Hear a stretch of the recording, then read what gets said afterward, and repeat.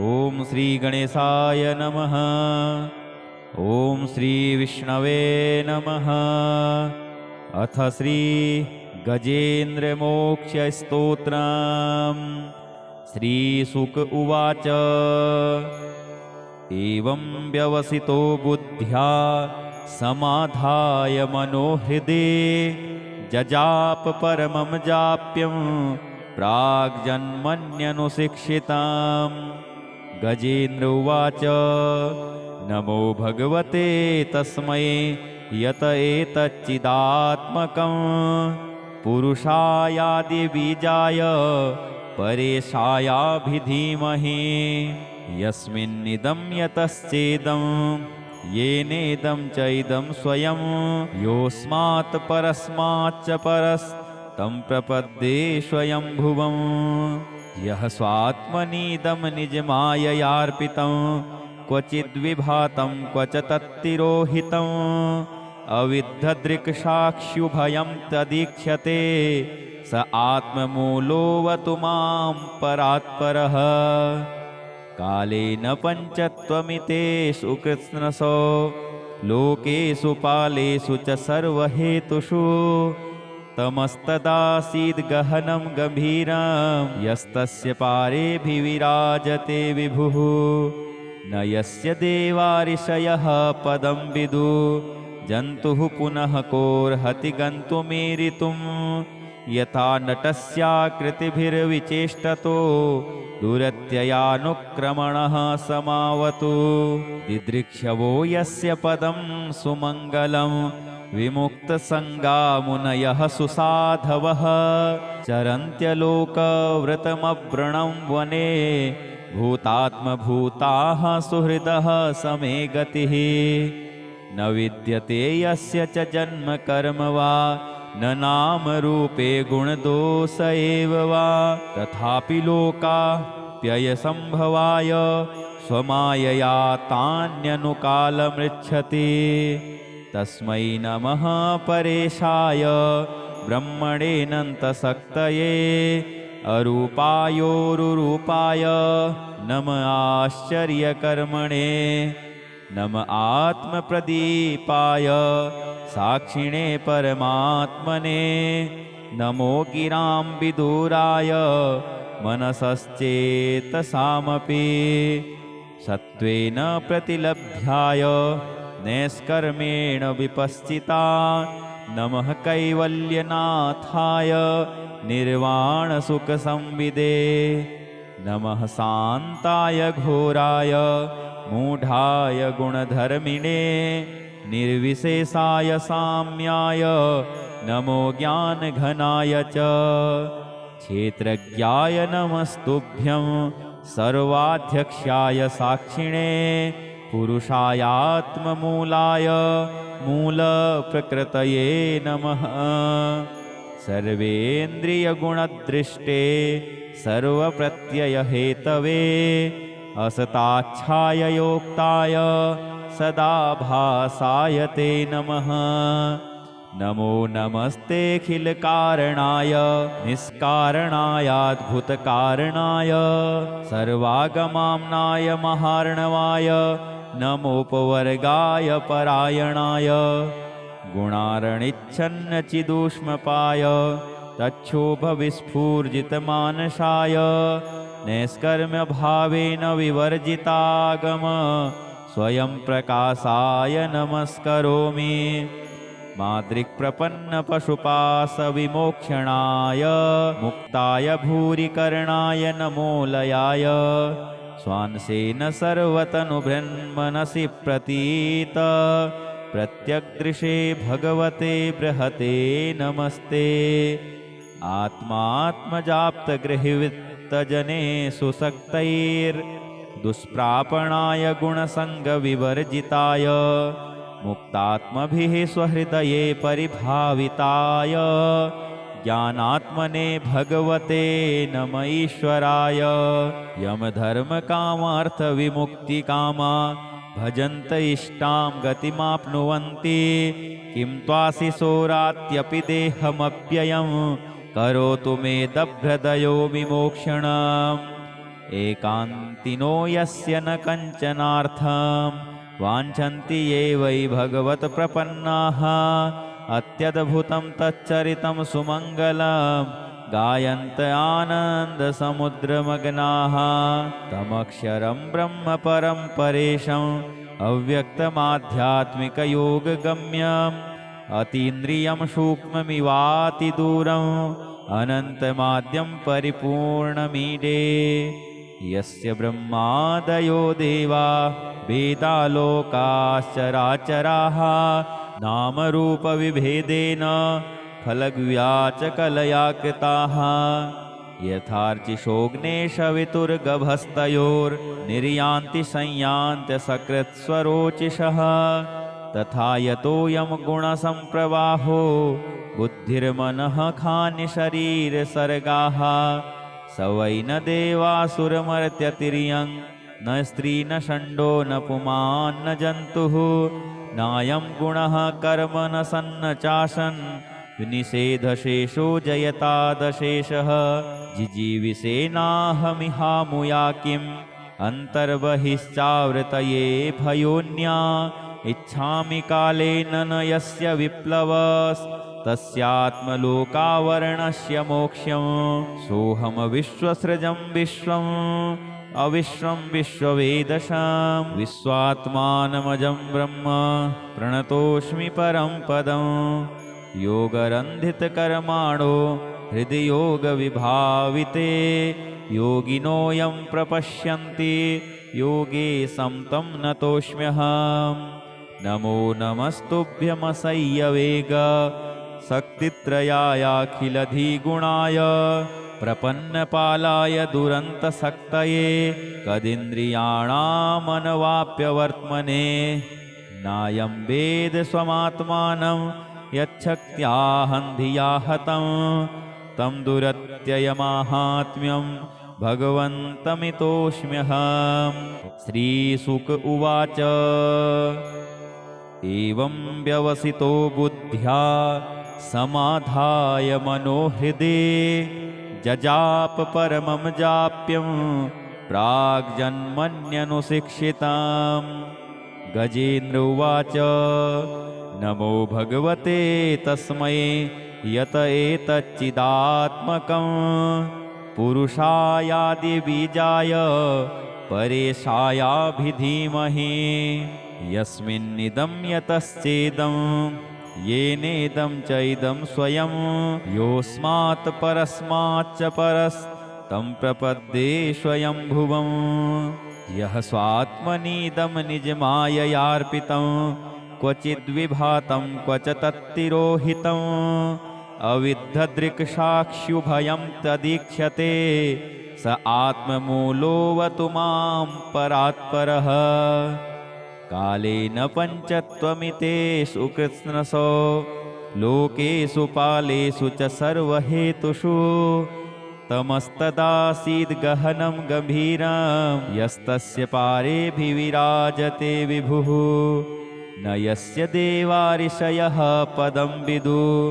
जन्तुः पुनः कोऽर्हति गन्तुमीरितुं यथा नटस्याकृतिभिर्विचेष्टतो दुरत्ययानुक्रमणः समावतु दिदृक्षवो यस्य पदं सुमङ्गलं विमुक्तसङ्गा मुनयः सुसाधवः चरन्त्यलोकव्रतमव्रणं वने भूतात्मभूताः सुहृदः समे गतिः न विद्यते यस्य च जन्म कर्म वा न नामरूपे गुणदोष एव वा तथापि लोकाप्ययसम्भवाय स्वमायया तान्यनुकालमृच्छति तस्मै नमः परेशाय ब्रह्मणेऽनन्तशक्तये अरूपायोरुरूपाय नम आश्चर्यकर्मणे नम आत्मप्रदीपाय साक्षिणे परमात्मने नमो गिरां विदुराय मनसश्चेतसामपि सत्त्वेन प्रतिलभ्याय नैष्कर्मेण विपश्चिता नमः कैवल्यनाथाय निर्वाणसुखसंविदे नमः शान्ताय घोराय मूढाय गुणधर्मिणे निर्विशेषाय साम्याय नमो ज्ञानघनाय च क्षेत्रज्ञाय नमस्तुभ्यं सर्वाध्यक्षाय साक्षिणे पुरुषायात्ममूलाय मूलप्रकृतये नमः सर्वेन्द्रियगुणदृष्टे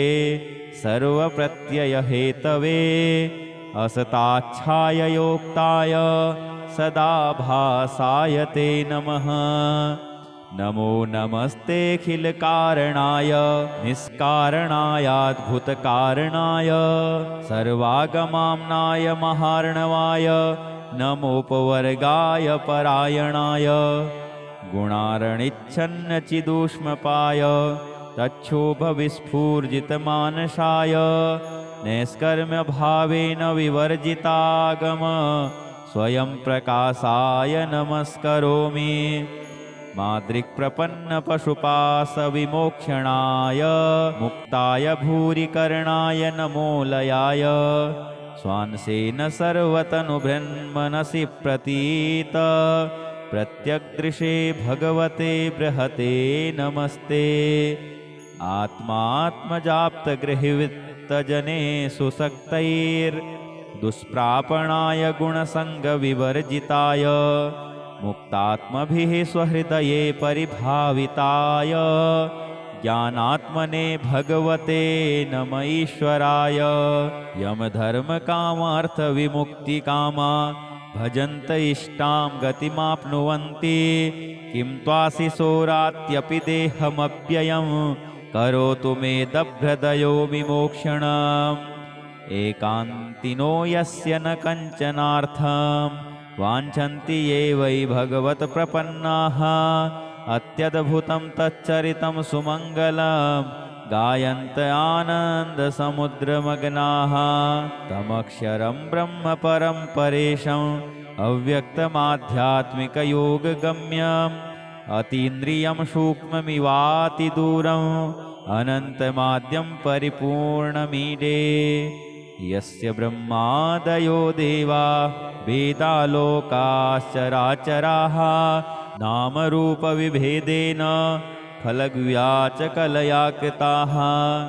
यथार्चिषोऽग्नेशवितुर्गभस्तयोर्निर्यान्ति संयान्त्यसकृत्स्वरोचिषः तथा यतोऽयं गुणसम्प्रवाहो बुद्धिर्मनः खानि शरीरसर्गाः स वै न देवासुरमर्त्यतिर्यं न स्त्री न षण्डो न पुमान् न जन्तुः नायं गुणः कर्म न सन्न चासन् विनिषेधशेषो जयतादशेषः जिजीविषेनाहमिहामुया किम् अन्तर्बहिश्चावृतये भयोन्या इच्छामि कालेन न यस्य विप्लवस्तस्यात्मलोकावरणस्य मोक्ष्यं सोऽहमविश्वसृजं विश्वम् अविश्वं विश्ववेदशां विश्वात्मानमजं ब्रह्म प्रणतोऽस्मि परं पदं योगरन्धितकर्माणो हृदि योगविभाविते योगिनोऽयं प्रपश्यन्ति योगे समतं नतोऽस्म्यहं नमो नमस्तुभ्यमसह्यवेग शक्तित्रयायाखिलधिगुणाय प्रपन्नपालाय दुरन्तसक्तये कदिन्द्रियाणामनवाप्यवर्त्मने नायं वेद स्वमात्मानं यच्छक्त्याहं धिया हतं तं दुरत्ययमाहात्म्यं भगवन्तमितोऽस्म्यहम् श्रीशुक उवाच एवं व्यवसितो बुद्ध्या समाधाय मनोहृदे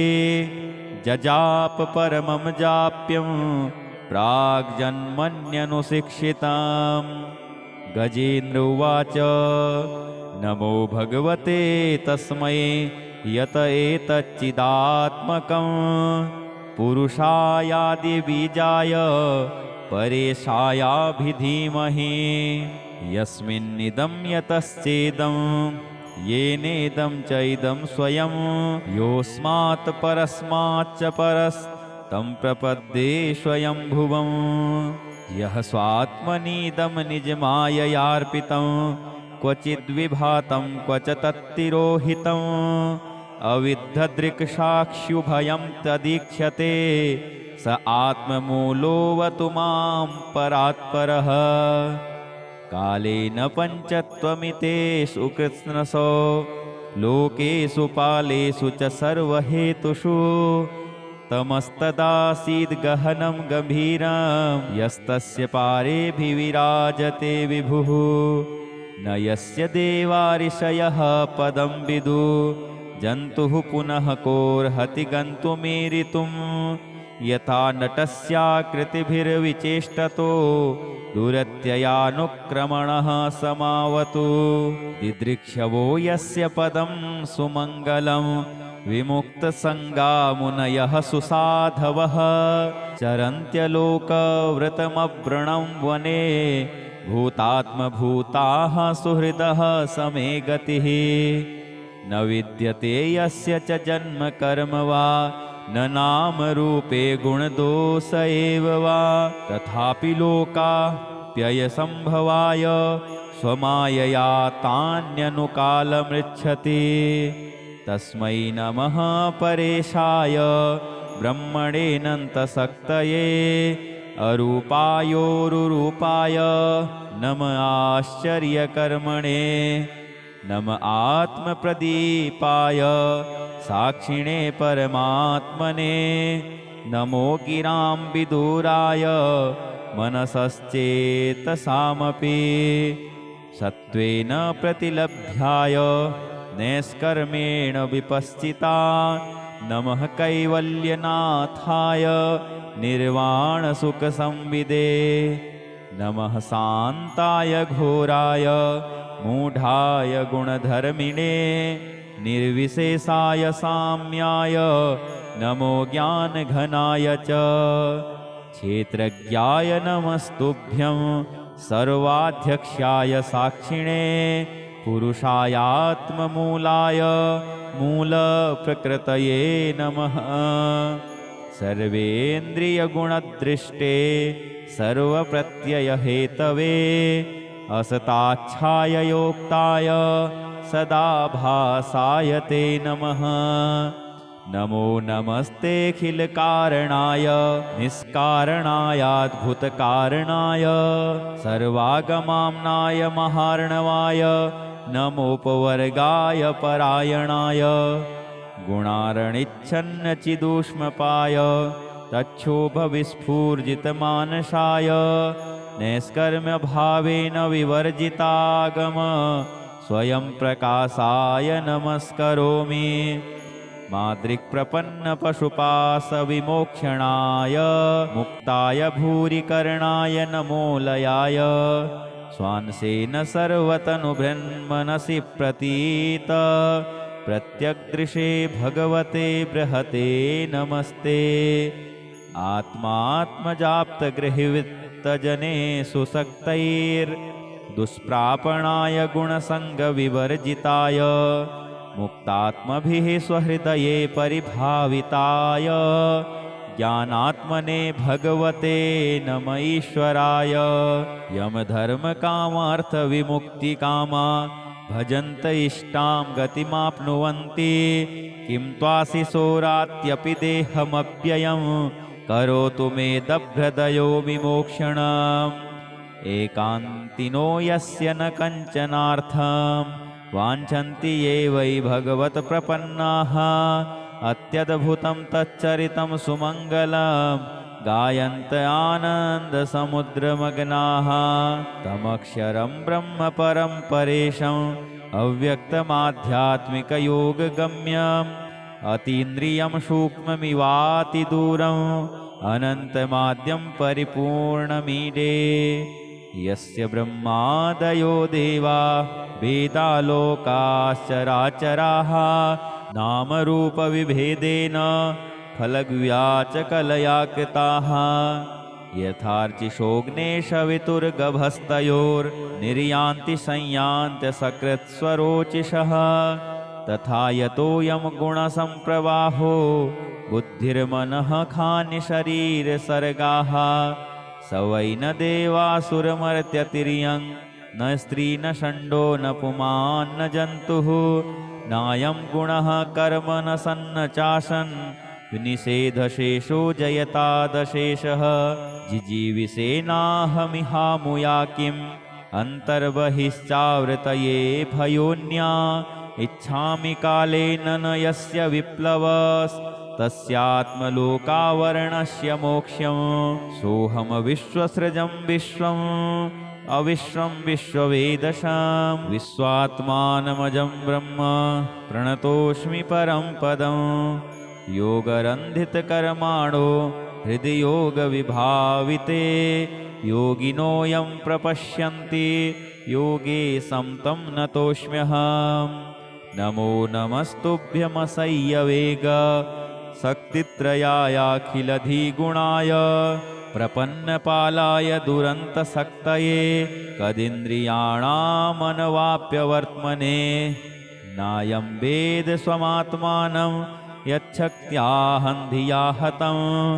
तं दुरत्ययमाहात्म्यं भगवन्तमितोऽस्म्यहम्। श्रीशुक उवाच एवं व्यवसितो बुद्ध्या समाधाय मनोहृदे जजाप परमं जाप्यं प्राग्जन्मन्यनुशिक्षिताम्। गजेन्द्र उवाच नमो भगवते तस्मै यत एतच्चिदात्मकं पुरुषायादिबीजाय परेशायाभिधीमहि यस्मिन्निदं यतश्चेदं येनेदं च इदं स्वयं योऽस्मात् परस्माच्च परस्तं प्रपद्ये स्वयंभुवं यः स्वात्मनीदं निजमाययार्पितं क्वचिद्विभातं क्वच तत्तिरोहितम् अविद्धदृक्साक्षुभयं तदीक्ष्यते स आत्ममूलोऽवतु मां परात्परः। कालेन पञ्चत्वमितेषु कृत्स्नसो लोकेषु पालेषु च सर्वहेतुषु तमस्तदासीद्गहनं गम्भीरं यस्तस्य पारेऽभिविराजते विभुः न यस्य देवारिषयः पदं विदु जन्तुः पुनः कोऽर्हति गन्तुमीरितुं यथा नटस्याकृतिभिर्विचेष्टतो दुरत्ययानुक्रमणः समावतु दिदृक्षवो यस्य पदं सुमङ्गलं विमुक्तसङ्गा मुनयः सुसाधवः चरन्त्यलोकव्रतमव्रणं वने भूतात्मभूताः सुहृदः समे गतिः न विद्यते यस्य च जन्म कर्म वा न नाम रूपे गुणदोष एव वा तथापि लोकाप्ययसम्भवाय स्वमायया तान्यनुकालमृच्छति तस्मै नमः परेशाय ब्रह्मणेऽनन्तशक्तये अरूपायोरुरूपाय नम आश्चर्यकर्मणे नम आत्मप्रदीपाय साक्षिणे परमात्मने नमो गिरां विदुराय मनसश्चेतसामपि सत्त्वेन प्रतिलभ्याय नैष्कर्मेण विपश्चिता नमः कैवल्यनाथाय निर्वाणसुखसंविदे नमः शान्ताय घोराय मूढाय गुणधर्मिणे निर्विशेषाय साम्याय नमो ज्ञानघनाय च क्षेत्रज्ञाय नमस्तुभ्यं सर्वाध्यक्षाय साक्षिणे पुरुषायात्ममूलाय मूलप्रकृतये नमः सर्वेन्द्रियगुणदृष्टे सर्वप्रत्ययहेतवे असताच्छाययोक्ताय सदा भासाय ते नमः नमो नमस्तेऽखिलकारणाय निष्कारणायाद्भुतकारणाय सर्वागमाम्नाय महार्णवाय नमोपवर्गाय परायणाय गुणारणिच्छन्नचिदूष्मपाय तच्छोभविस्फूर्जितमानसाय नैष्कर्म्यभावेन विवर्जितागम स्वयं प्रकाशाय नमस्करोमि मादृक्प्रपन्नपशुपाशविमोक्षणाय मुक्ताय भूरिकर्णाय नमोलयाय स्वांसेन सर्वतनुभृन्मनसि प्रतीत प्रत्यग्दृशे भगवते बृहते नमस्ते आत्मात्मजाप्तगृहीवित्तजने सुसक्तैर्दुष्प्रापणाय गुणसङ्गविवर्जिताय मुक्तात्मभिः स्वहृदये परिभाविताय ज्ञानात्मने भगवते नम ईश्वराय यमधर्मकामार्थविमुक्तिकामा भजन्त इष्टां गतिमाप्नुवन्ति किं त्वाशिशोरात्यपि देहमव्ययं करोतु मे दभ्रदयो विमोक्षणम् एकान्तिनो यस्य न कञ्चनार्थं वाञ्छन्ति ये वै भगवत्प्रपन्नाः अत्यद्भुतं तच्चरितं सुमङ्गलं गायन्त आनन्दसमुद्रमग्नाः तमक्षरं ब्रह्म परं परेशम् अव्यक्तमाध्यात्मिकयोगगम्यम् अतीन्द्रियं सूक्ष्ममिवातिदूरम् अनन्तमाद्यं परिपूर्णमीडे यस्य ब्रह्मादयो देवा वेदालोकाश्चराचराः नामरूपविभेदेन फलग्व्याचकलया कृताः यथार्चिषोऽग्नेशवितुर्गभस्तयोर्निर्यान्ति संयान्त्यसकृत्स्वरोचिषः तथा यतोऽयं गुणसम्प्रवाहो बुद्धिर्मनः खानि शरीरसर्गाः स वै न देवासुरमर्त्यतिर्यं न स्त्री न षण्डो न पुमान् न जन्तुः नायं गुणः कर्म न सन्न चासन् विनिषेधशेषो जयतादशेषः जिजीविषेनाहमिहामुया किम् अन्तर्बहिश्चावृतये भयोन्या इच्छामि कालेन न यस्य विप्लवस्तस्यात्मलोकावरणस्य मोक्ष्यं सोऽहमविश्वसृजं विश्वम् अविश्वं विश्ववेदशां विश्वात्मानमजं ब्रह्म प्रणतोऽस्मि परं पदं योगरन्धितकर्माणो हृदयोगविभाविते योगिनोऽयं प्रपश्यन्ति योगे समतं नतोऽस्म्यहम् नमो नमस्तुभ्यमसह्यवेग शक्तित्रयायाखिलधिगुणाय प्रपन्नपालाय दुरन्तशक्तये कदिन्द्रियाणामनवाप्यवर्त्मने नायं वेद स्वमात्मानं यच्छक्त्याहं धिया हतं तं दुरत्ययमाहात्म्यं भगवन्तमितोऽस्म्यहम् श्रीशुक उवाच एवं व्यवसितो बुद्ध्या समाधाय मनोहृदे जजाप परमं जाप्यं प्राग्जन्मन्यनुशिक्षिताम् गजेन्द्र उवाच नमो भगवते तस्मै यत एतच्चिदात्मकं पुरुषायादिबीजाय परेशायाभिधीमहि यस्मिन्निदं यतश्चेदं येनेदं च इदं स्वयं योऽस्मात् परस्माच्च परस्तं प्रपद्ये स्वयंभुवं यः स्वात्मनीदं निजमाययार्पितं क्वचिद्विभातं क्वच तत्तिरोहितम् अविद्धदृक्साक्षुभयं तदीक्ष्यते स आत्ममूलोऽवतु मां परात्परः कालेन पञ्चत्वमितेषु कृत्स्नसो लोकेषु पालेषु च सर्वहेतुषु तमस्तदासीद्गहनं गम्भीरं यस्तस्य पारेभिविराजते विभुः न यस्य देवा ऋषयः पदं विदु जन्तुः पुनः कोऽर्हति गन्तुमीरितुं यथा नटस्याकृतिभिर्विचेष्टतो दुरत्ययानुक्रमणः समावतु दिदृक्षवो यस्य पदं सुमङ्गलं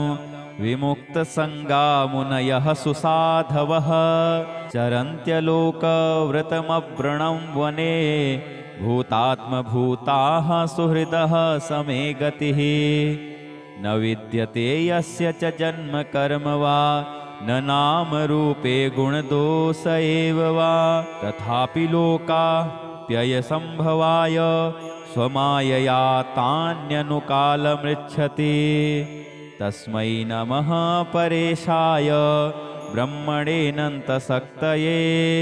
अरूपायोरुरूपाय नम आश्चर्यकर्मणे नम आत्मप्रदीपाय साक्षिणे परमात्मने नमो गिरां विदुराय मनसश्चेतसामपि सत्त्वेन प्रतिलभ्याय नैष्कर्मेण विपश्चिता नमः कैवल्यनाथाय निर्वाणसुखसंविदे नमः शान्ताय घोराय मूढाय गुणधर्मिणे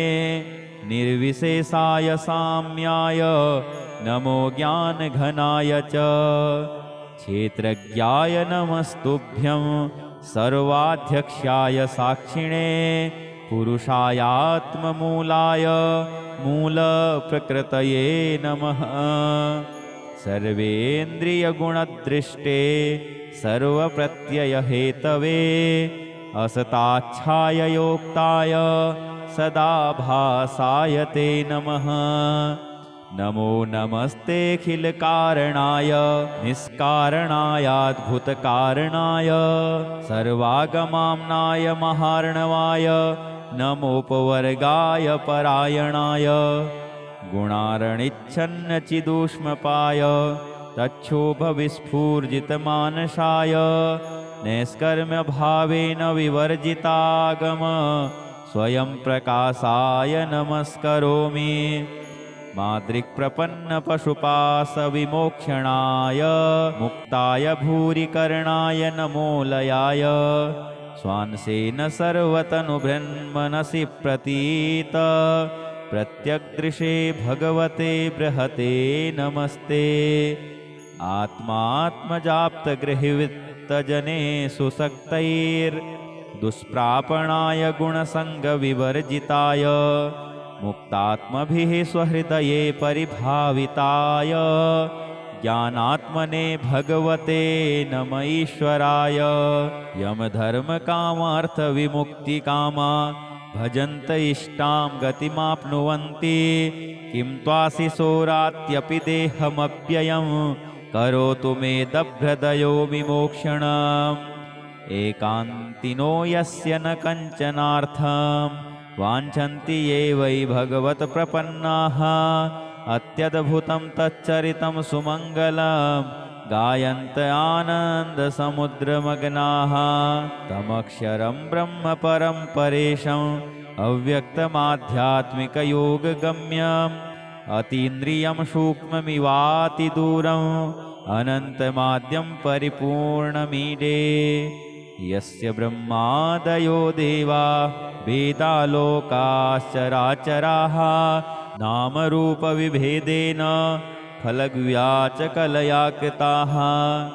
यथार्चिषोऽग्नेशवितुर्गभस्तयोर्निर्यान्ति संयान्त्यसकृत्स्वरोचिषः तथा यतोऽयं गुणसम्प्रवाहो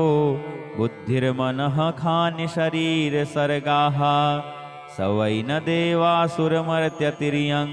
न स्त्री न षण्डो न पुमान् न जन्तुः नायं गुणः कर्म न सन्न चासन् विनिषेधशेषो जयतादशेषः जिजीविषेनाहमिहामुया किम् अन्तर्बहिश्चावृतये भयोन्या इच्छामि कालेन न यस्य विप्लवस्तस्यात्मलोकावरणस्य मोक्ष्यं सोऽहं विश्वसृजं विश्वं अविश्वं विश्ववेदशां विश्वात्मानमजं ब्रह्म प्रणतोऽस्मि परं पदं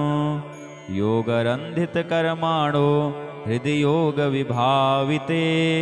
योगिनो यं प्रपश्यन्ति योगे समतं नतोऽस्म्यहं नमो नमस्तुभ्यमसह्यवेग शक्तित्रयायाखिलधिगुणाय प्रपन्नपालाय दुरन्तशक्तये कदिन्द्रियाणामनवाप्यवर्त्मने नायं वेद स्वमात्मानं यच्छक्त्याहं धिया हतं तं दुरत्ययमाहात्म्यं